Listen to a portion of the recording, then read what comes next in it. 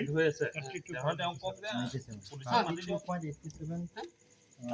আপোনাৰ মতে যদি ৰাইড হৈ আছে তেওঁ পুলিচক মাতি দিব দিও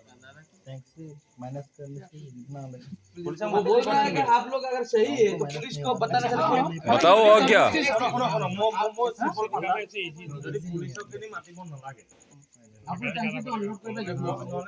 কিন্তু আপোনালোকে 3300 টকা তেলটো উলাই দিয়ক তাৰ পিছত আমি চাম তেতে উলাই দিয়ক 3300 টকা তেলটো উলাই দিলে আমাৰ কথা উলাই আপুনি মেকানিক মাৰি টাইমটো অনুৰোধ কৰিব আপুনি মেকানিক মাৰিব লাগিব মেকানিক মাৰি টাইমটো অনুৰোধ কৰি দিয়ক তেতে ৰিজাল্ট পাই যাব কি তেলটো কিমান আছিল কিমান লেট হ'ব তাত